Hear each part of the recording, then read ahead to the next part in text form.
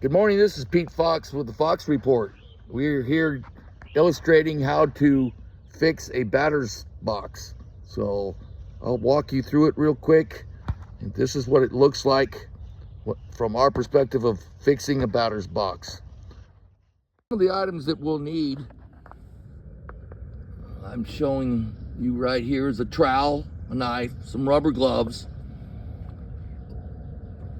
a bucket of glue, and a cordless drill and paint mixer to mix the glue, and then of course seam tape. And right now we'll prepare our tape, and I'll show you what to do after that. First thing we do is we blow out those sand and rubber using a backpack blower, and then after that we will take this quickie saw and cut around it, as my colleague here will demonstrate. So when cutting it out, we want to cut right on the inside of the line, as you see he's doing there, right all the way in the complete square, and then we'll have a border.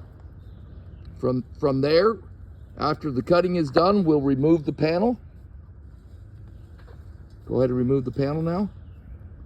After the cutting is done, you can see how awful and horrible shape this was in. So now we roll up that piece out of the batter's box.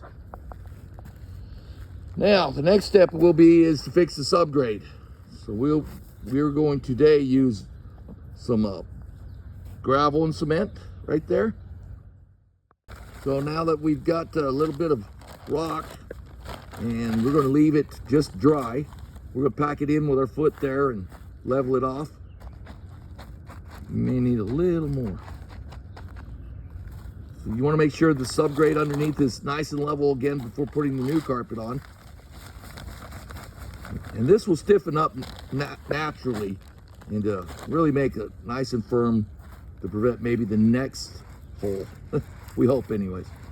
So we'll pack that in nice and tight, and then we'll go to the next portion. So now that we have pre-cut pieces already pre-made for this kind of work, so we will place it in there. It fits perfectly. Minor adjustments with a knife to make sure it's got a nice tight fit. And from that next step, this paper here is what we'll do next, is put glue on this paper and adhere that piece of carpet to underneath that white line. So this is what you call a two-part glue. You open the bucket, you add the first part into the bottom, and then you will mix it properly.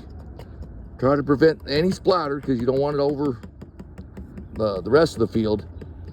These pans and trays there will help that.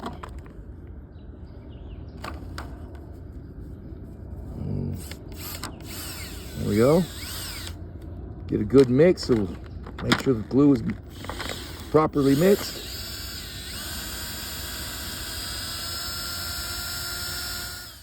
All right, so in this part, the glue is now mixed, and we'll proceed now with putting it on the seaming tape and placing it halfway underneath the other carpet where both pieces are adhered together. So it's pretty much just a trowel with notches. As you see,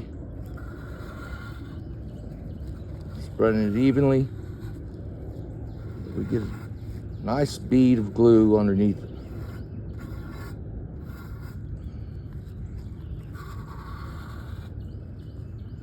So we'll continue to do this till we have all the paper and pieces in place, and we'll put our carpet together. Well, actually, we're going to put the first one in here and tuck it underneath.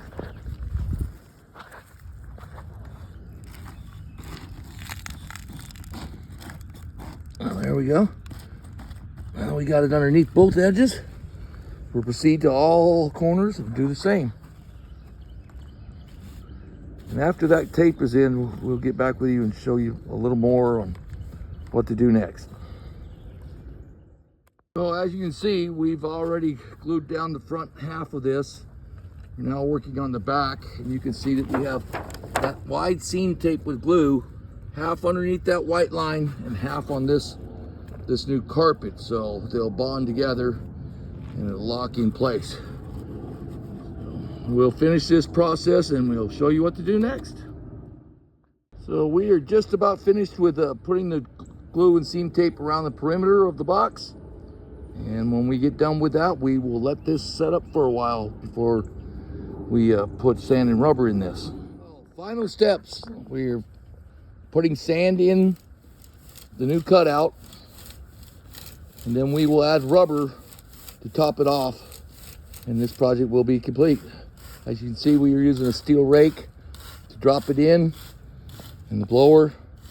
So working the rubber in with a steel rake, you can use the rake on both sides with the teeth and then roll it over on its back and use it the other way too. So very effective way of getting the rubber in manually is with a leaf rake, as you can see him doing here in this video. Fixing the pitching rubber also, which was low in sand. Our rubber was a little wet, so we're letting it air dry in sunlight. And when that's dry, we'll incorporate that into the pitching mound. So that's what it looks like to fix a batter's box. And this is Pete Fox with the Fox Report.